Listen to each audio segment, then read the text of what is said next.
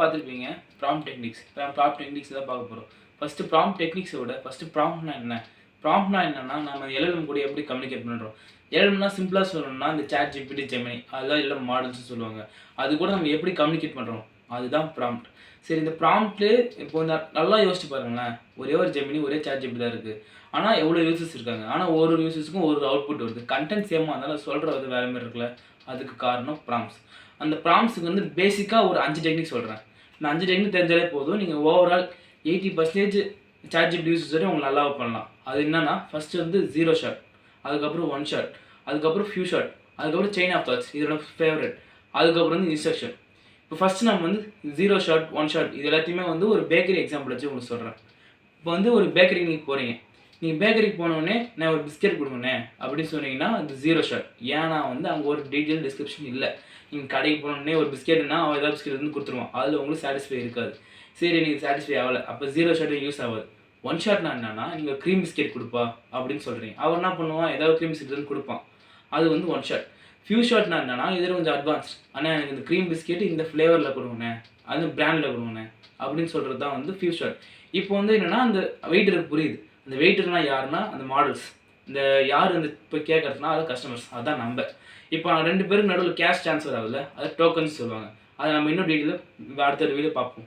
இப்போ பேசிக்காக இதை மட்டும் புரிஞ்சுக்கோங்க. இப்போ இந்த ஃபியூ ஷாட் என்னென்னா, இப்போ இதுமாரி நம்ம இதுமாரி க்ரீம் பிஸ்கெட் கொடுங்கன்னு சொல்லி அவர் எடுத்துகிட்டு வந்து கொடுத்துட்டாரு. அதுதான் ஃபியூ ஷாட். இப்போ அடுத்து வந்து chain of thoughts. Chain of தாட்ஸோட பர்சனல் ஃபேவரட் ஏன்னு கேட்டிங்கன்னா, சாட் ஜிபிடி தான் யூஸ் பண்ணுவாங்க. சரி, செயின் ஆஃப் தாட்ஸ் தான் என்னன்னா, ஹவு அந்த ஒரு கேள்விக்கான பதில் கொடுக்கும். அந்த ஹவுன்ற கேள்வி என்ன யூஸ் பண்ணுவோம், என்ன ஏன் இந்த மாதிரி நடக்குது அப்படின்றத விட, இப்போ நீங்கள் ஒரு கோடிங் பண்ணுறீங்க. இப்போ நீங்கள் யோசிச்சு பாருங்களேன். இப்போ சாட் ஜிபிடி கிட்ட நீங்கள் சொல்கிறீங்க, அது என்ன பண்ணுன்னா ஆன்சர் மட்டும் கொடுக்காம எப்படி வந்துச்சுன்னு சொல்லும். அதனால தான் நம்ம சாட் ஜிபிடி யூஸ் பண்ணுறோம்.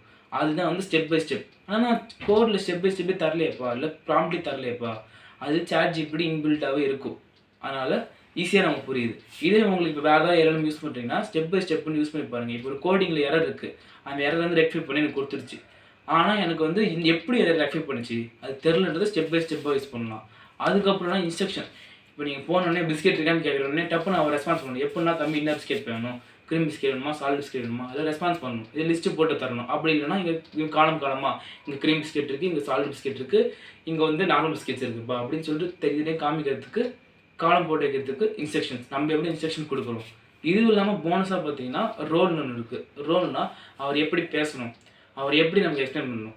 இப்போ நீங்கள் கோடிங்கு இப்போ யூஎக்ஸ் வச்சுக்கோங்களேன். நீங்கள் வந்து ஒரு எக்ஸ்பீரியன்ஸ் டிசைனராக இருப்ப, அது வந்து பிகினருக்கு எப்படி சொல்லிக் கொடுப்பேன், அதெல்லாம் ரோல்ஸ்னு சொல்லலாம். அதுவும் இல்லாமல் இன்னொரு போனஸ் டிப் என்னென்னா, எல்லா எல்எல்எம்மையுமே நம்ம பர்சனலைஸாக யூஸ் பண்ணணும். இப்போ உங்கள் யூஸ் பண்ணுற எல்எல்எம் வந்து அடுத்தவங்களுக்கு சொல்கிறது உங்களுக்கு அடுத்தவங்களுக்கு கஷ்டமாகிற மாதிரி இருக்கணும். ஏன்னா அது உங்களுக்கு மட்டும்தான் புரியணும். அதுமாரி நீங்கள் எல்லாமே ட்ரெயின் பண்ணணும். எல்லாம் எப்படி ட்ரெயின் பண்ணணும்னா த்ரோ ப்ராம்ப்ட்ஸ். அந்த ப்ராம்ப்ட்ஸ் மூலியமாக தான் எல்லாம் ட்ரெயின் பண்ண முடியும். அது உங்களுக்கு வேணும்னா கீழே வந்து கமெண்ட்டில் போட்டு வைக்கிறேன், யூஸ் பண்ணி பாருங்கள்.